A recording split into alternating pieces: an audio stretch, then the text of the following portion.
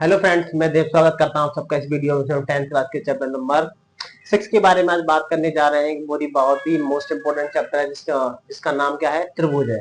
त्रिभुज के बारे में बात करेंगे कि त्रिभुज क्या होता है। उसके बाद में त्रिभुज समरूप आकृतियों के बारे में बात करेंगे। उसके बाद में 6.1 पर हम क्या करेंगे, बात करेंगे। तो आइए देखते हैं चैप्टर नंबर 6 का परिचय। त्रिभुज त्रिभुज किसे कहते हैं, त्रिभुज के बारे में बात कर लेते हैं। सबसे पहले त्रिभुज, ट्रायंगल। त्रिभुज एक तीन रेखाखंडों से घिरी बंद आकृति को हम क्या कहते हैं, हम त्रिभुज कहते हैं। ए बी एंड सी। परिभाषा क्या होती है, तीन तीन रेखाखंडों तीन रेखाखंडों से घिरी बंद आकृति आकृति त्रिभुज कहलाती है, त्रिभुज कहलाती है। तीन रेखाखंडों से घिरी बंद आकृति क्यों, क्योंकि तीन रेखाखंड ए बी बी सी और ए सी, तीन रेखाखंडों से घिरी बंद आकृति क्या कहलाती है, हमारी त्रिभुज कहलाती है। त्रिभुज के अंदर कितने कोण होते हैं, तीन कोण होते हैं, angle A, angle B and then angle C. और तीन ही क्या होती है, उसकी भुजाएं होती हैं। इसके बाद में इस टॉपिक पर आगे बात करने से पहले त्रिभुज के बारे में इतना बहुत है। इसके बाद में त्रिभुज कितने प्रकार के होते हैं, त्रिभुजों के प्रकार के बारे में बात करें तो त्रिभुज के प्रकार, त्रिभुज के प्रकारों की बात करें तो त्रिभुज दो प्रकार के होते हैं। त्रिभुज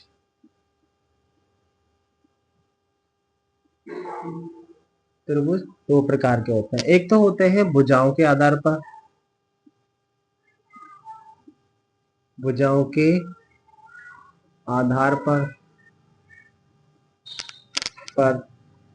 और दूसरे होते हैं कोणों के आधार पर, कोणों के आधार पर। अब भुजाओं के आधार पर कितने होते हैं, नंबर एक, भुजाओं के आधार पर होते हैं, एक होता है समबाहु त्रिभुज, समबाहु त्रिभुज।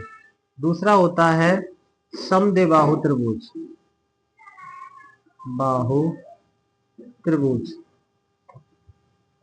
तीसरा होता है विषम बाहु त्रिभुज, विषम बाहु त्रिभुज। तो भुजाओं के आधार पर त्रिभुज कितने प्रकार के होते हैं, तीन प्रकार के, समबाहु, समद्विबाहु और विषम बाहु। अगर इनकी ड्राइंग बनाना चाहें तो हम बना सकते हैं आसानी से। समबाहु त्रिभुज की अगर मैं ड्राइंग बनाऊं तो सभी भुजाएं कैसी होती है, समान, समबाहु त्रिभुज कहलाता है। समद्विबाहु कैसा होता है, इसकी दो भुजाएं कैसी होती हैं, बराबर होती हैं, वो समद्विबाहु कहलाता है। विषम बाहु का मतलब इसकी तीनों भुजाएं क्या होती हैं, अलग अलग, ये वाली, ये अलग और ये अलग है। A B C P Q R और ए बी सी, दोबारा लिख देता हूँ, ए बी सी। तो हाँ, तो समद्विबाहु समबाहु त्रिभुज क्या कहलाता है, ऐसा त्रिभुज जिसकी दो भुजाएं, तीनों सभी भुजाएं कैसी होती हैं, बराबर होती हैं, वो समबाहु त्रिभुज कहलाता है। समद्विबाहु कैसा हो जाता है, ऐसा त्रिभुज जिसकी दो भुजाएं क्या होती हैं, बराबर होती हैं, वो क्या कहलाता है, समद्विबाहु त्रिभुज कहलाता है। विषमबाहु त्रिभुज किसे कहते हैं, इसकी सभी भुजाएं कैसी होती हैं, डिफरेंट होती हैं, वो क्या कहलाता है, हमारा विषमबाहु त्रिभुज कहलाता है। अब हम कोणों के आधार पर पढ़ते हैं। तो कोणों के आधार पर त्रिभुज कितने प्रकार के होते हैं, तीन प्रकार के। पहला त्रिभुज होता है समकोण त्रिभुज, समकोण त्रिभुज। इसकी ड्राइंग में साथ ही साथ बना देता हूँ। इस तरीके से होता है, इसमें एक डिग्री, एक कोण कितना होता है, 90 डिग्री का, ए बी सी। ये क्या होता है, हमारा समकोण त्रिभुज होता है।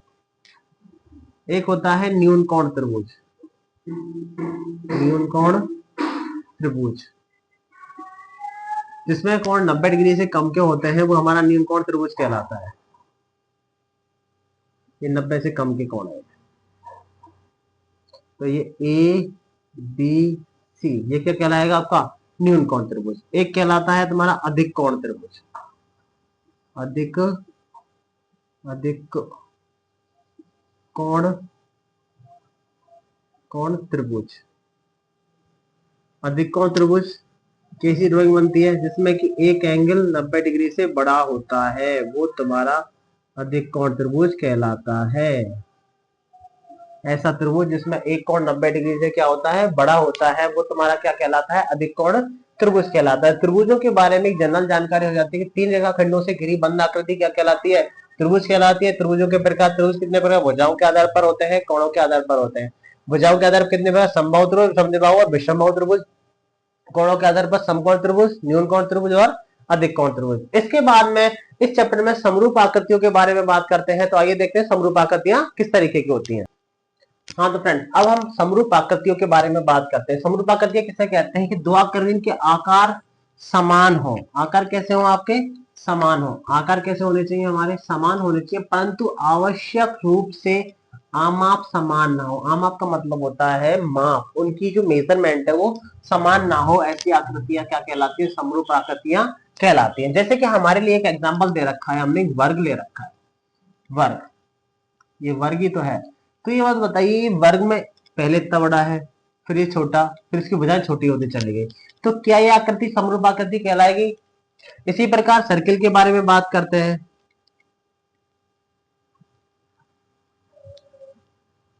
क्या ये आकृति समरूप आकृति कहलाएंगी?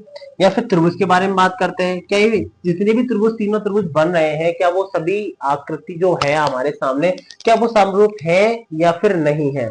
देखो, कहने का मतलब ये है, ये कहना चाहता है कि दो आकार जिनके कि आकार समान है। आकार कैसा होना चाहिए? समान। तो आकार में सब समान दिख रहे, ये वर्ग है, ये भी वर्ग है, और ये भी क्या है? वर्ग है।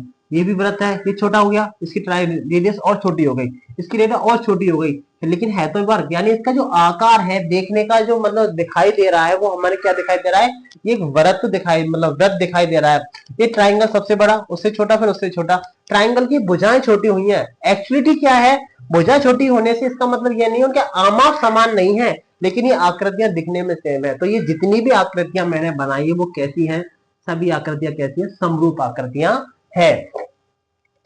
हाँ, एक और बात, यदि इनके आमाप समान हो जाते, यदि इनके आमाप, हमने 9th क्लास में पढ़ा है कि यदि किसी आकृति के, यदि दो आकृतियों, जो वर्ग दे रखा है, त्रिभुज दे रखा है, यदि उनकी आकार के अनुसार उनके आमाप भी समान हो जाते हैं, तो ऐसी आकृतियां क्या कहलाती हैं? सर्वांगसम आकृतियां कहलाती हैं। अब गौर से देखा जाए तो मैं इसकी परिभाषा, अगर मैं आपको यहां देखूं कि ये एक ट्राइंगल ले लिया, एक सर्किल ले लिया, क्या ये दोनों आकृतियां समरूप है? नहीं।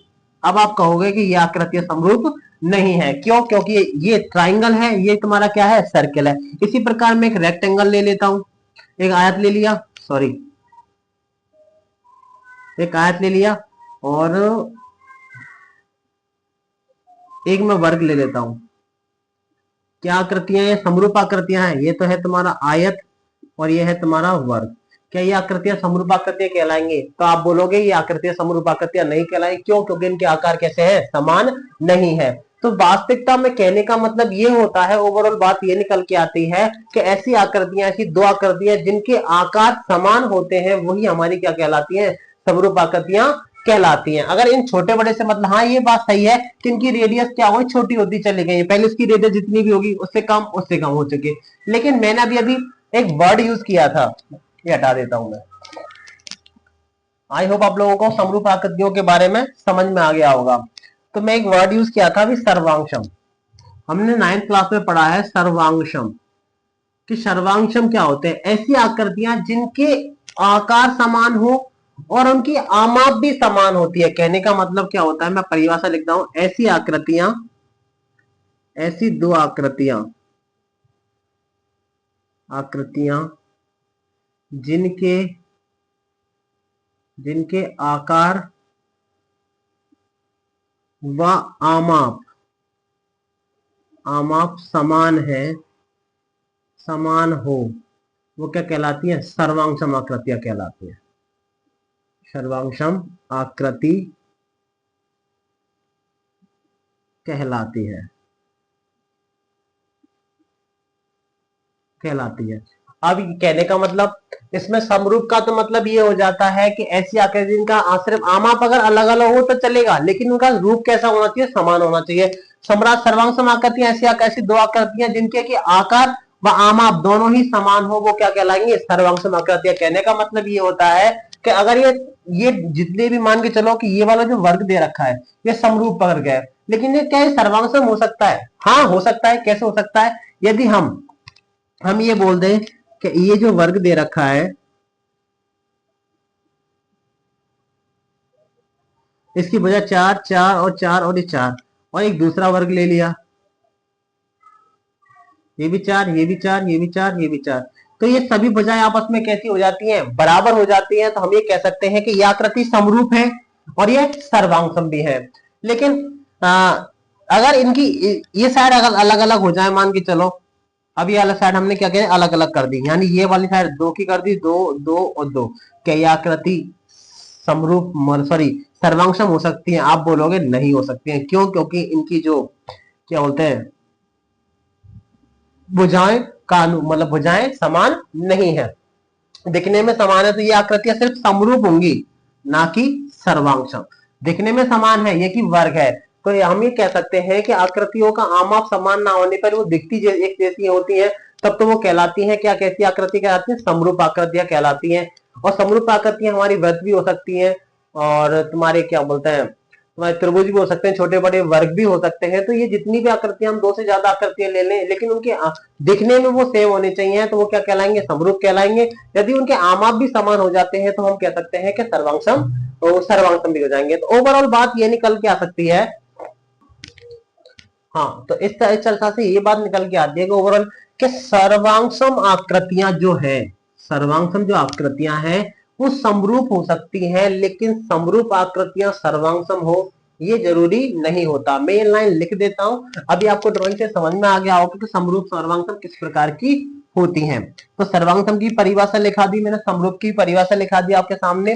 तो ओवरऑल जो चर्चा हमने की है उससे एक चीज निकल के आती है हमारे सामने कि मतलब समरूप आकृतियां, सॉरी सॉरी सॉरी, क्या निकाल दिया? सर्वांगसम, सर्वांगसम आकृतियां, आकृतियां समरूप हो सकती हैं, समरूप हो सकती हैं, लेकिन समरूप समरूप आकृतियां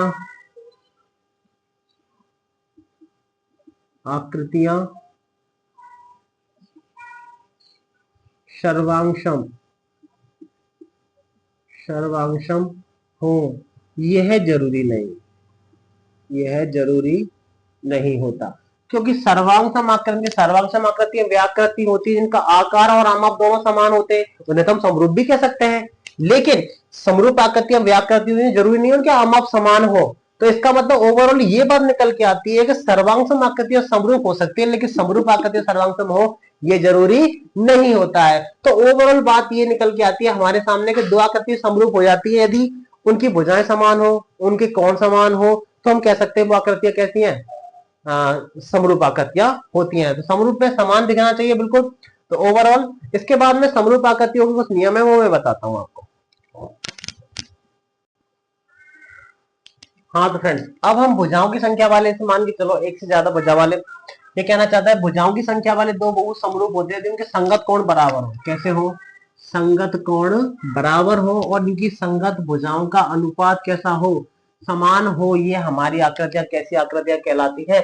समरूप आकृतियां कहलाती है। जैसे कि मैं एक एग्जांपल लेता हूं, एग्जांपल मैंने एक व्रत लिया, वो लिया है, वर्ग लिया है, ए बी सी और डी। इसकी जो एंगल है, मैंने ये वाले भुजा 3 सेंटीमीटर की, ये भी मैंने 3 सेंटीमीटर की, ये भी मैंने 3 सेंटीमीटर की, ये भी मैंने 3 सेंटीमीटर की। एक और वर्ग लिया है मैंने, पी क्यू आर एस। इसकी भुजा मैंने 6 सेंटीमीटर, ये मैंने 6 सेंटीमीटर, ये मैंने 6 सेंटीमीटर, ये मैंने 6 सेंटीमीटर, और इसमें प्रत्येक एंगल 90 डिग्री का होगा।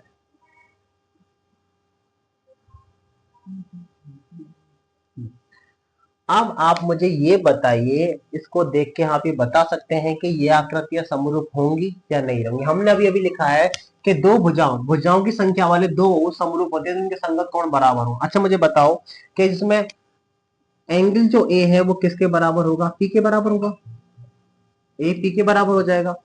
और एंगल जो बी है वो किसके बराबर होगा, क्यू के बराबर होगा।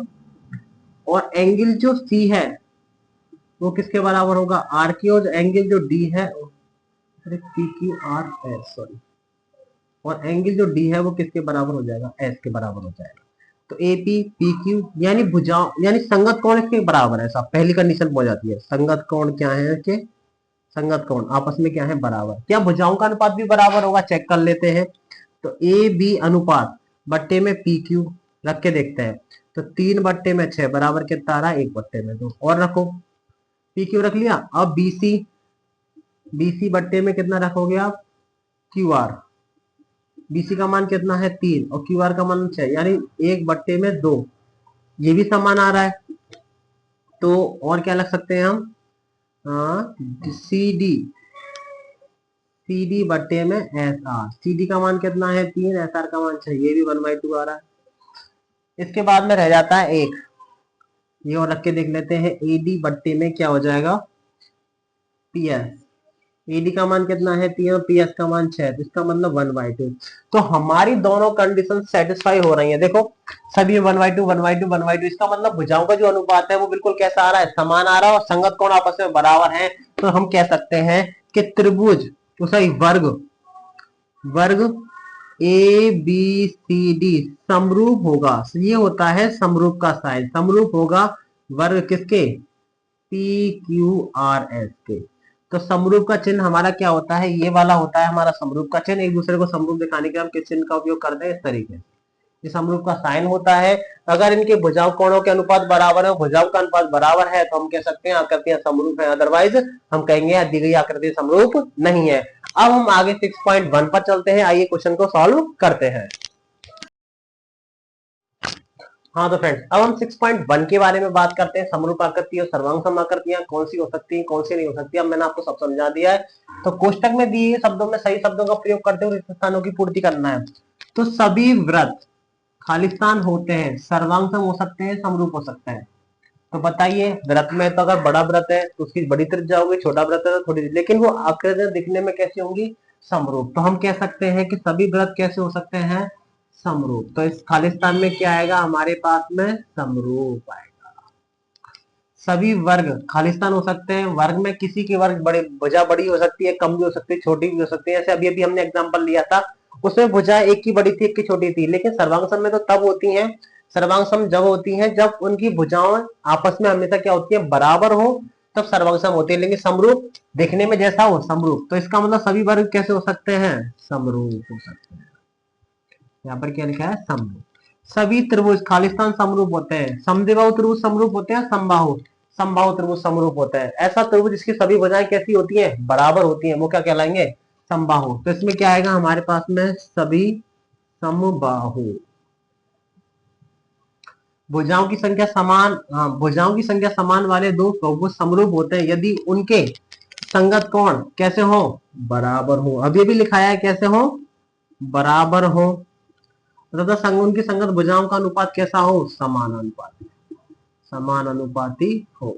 तो पहले वाले में तो जी आएगा, दूसरे वाले में क्या हो जाएगा, समानुपाती हो,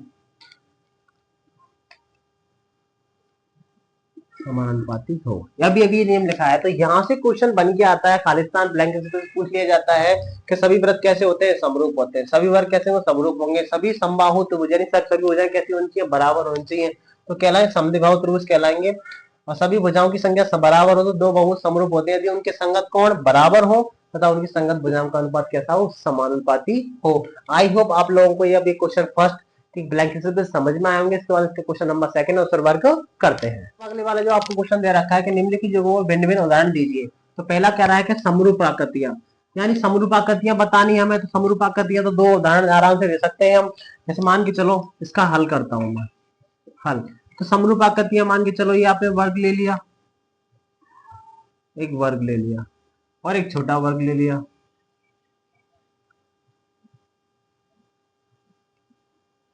ये वर्ग, ये वर्ग ए बी सी डी और ये पी क्यू आर एस, हाँ ये तुम्हारा वर्ग। तो ये दोनों आकृति कैसी आकृति है? समरूप आकृति है। क्यों? क्योंकि इसमें इसकी भुजाओं मतलब इसका जो आमा बराबर नहीं है, लेकिन ये इनका मतलब आकृतियां कैसी हैं? सेम है। तो ये दोनों आकृतियां कैसे कहलाएंगी? समरूप आकृतियां कहलाएंगी। अब इसने पूछा है कि ऐसी आकृति की समरूप नहीं है, एक वर्ग ले लीजिए आप, ये तो आपका वर्ग हो जाता है, और आप एक ट्राइंगल ले लीजिए, ये आपका एक त्रिभुज हो जाता है। त्रिभुज, ये ए बी सी डी और ये ए पी क्यू आर, ये दोनों आकृतियां कैसी हैं? समरूप नहीं। ये आकृतियां कैसी नहीं है? समरूप नहीं है। समरूप नहीं है, इसका मतलब ये समरूप नहीं है। समरूप नहीं है, और ये आकृतियां कैसी हैं आपकी? समरूप है। इसमें यही पूछा था, निम्नलिखित के युग्मों के उदाहरण दीजिए, भिन्न भिन्न उदाहरण दीजिए। तो समरूप आकृतियां, ये दोनों वर्ग कैसे हैं? समरूप हैं। ये वर्ग और त्रिभुज कैसे समरूप नहीं है? इसके बाद में इसका क्वेश्चन नंबर 3 है, उस पर वर्क करते हैं। अब आपके सामने जो न्यू अब क्वेश्चन 6.1 का जो लास्ट क्वेश्चन दे रखा है, बताइए कि निम्नलिखित चतुर्भुज समरूप है या नहीं है, ये आपको बताना है। तो गौर से देखिए जाए, चतुर्भुज दो बहुभुज, दो भुजाओं वाले दो बहुभुज जब समरूप हो सकते हैं जब उनके संगत कोण बराबर हो तथा उनकी संगत भुजाओं का अनुपात कैसा हो? समान हो। तो गौर से देखें, तो संगत भुजाओं का अनुपात देख लेते हैं पहले। तो पी क्यू बट्टे में ए बी हमने रखा, तो 1.5 अपॉन कितना हो जाएगा? 3। इसको कैलकुलेट करता हूं तो 15 बट्टे में कितना रखा जाएगा? 30। तो इसका मतलब कितना आ जाएगा? 1/2। तो पहले में 1/2 आ रहा है, इसका मतलब P Q A B, P Q बट्टे में ए बी कितना आ रहा है? 1/2 आ रहा है। इसका मतलब मैं ऐसे लिखूं कि क्यू आर बट्टे में कितना? B C. तो 1.5 बट्टे में 3, कैलकुलेशन करने पे ये भी कितना आ जाएगा? 1/2 आ जाएगा। तो और R R S, R S बट्टे में कितना रखेंगे हम? C D. तो 1.5 बट्टे में 3, ये भी कितना हो जाएगा? 1/2। और आगे देखिए, पी एस बट्टे में कितना हो जाएगा? A D. पी एस का मान कितना है? 1.5 बट्टे में 3, कितना हो जाएगा? 1/2। तो इसका मतलब है कि संगत भुजाएं कैसी हैं? समान है। क्या इसके संगत कोण समान है? देखो यहाँ पे दे रखा है 90 डिग्री, लेकिन यहाँ पे कोई एंगल नहीं है। तो इसलिए हम कह सकते हैं कि संगत भुजाएं, संगत भुजाओं का अनुपात, हाँ अनुपात कैसा है? समान है। लेकिन अब इसमें देखो जाए, अब गौर से देखें तो एंगल जो P है वो एंगल A के इक्वल नहीं है। तो एंगल A के इक्वल नहीं है, इसका मतलब Q भी B के इक्वल नहीं है। कैसे लिख सकते हैं? Angle Q is equal not is equal to angle B, क्योंकि यहाँ पे तो 90 डिग्री का यहाँ पे कोई एंगल ही नहीं है, कोई जरूरी थोड़ा 90 डिग्री का ही हो। तो इसका मतलब ये भी कह सकते हैं कि एंगल जो R is not is equal to angle C। और क्या कह सकते हैं कि angle S is not is equal to angle क्या है? D। ये एंगल यानी क्या लिखता हूं आगे, संगत कोणों, संगत कोण क्या नहीं है? बराबर नहीं है। यानी संगत भुजाओं का अनुपात तो कैसा है? समान है, लेकिन संगत कोण कैसे नहीं है? बराबर नहीं है। अतः हम कह सकते हैं, अतः हम कह सकते हैं दिए चतुर्भुज, दिए चतुर्भुज समरूप नहीं है। आई होप आप लोगों को यहाँ तक सब कुछ समझ में आया होगा। इसके बाद में 6.3 यहाँ 6.1 आपकी खत्म हो जाती है। इसके बाद 6.2 के क्वेश्चन नेक्स्ट वीडियो में बात करेंगे। Thank you so much.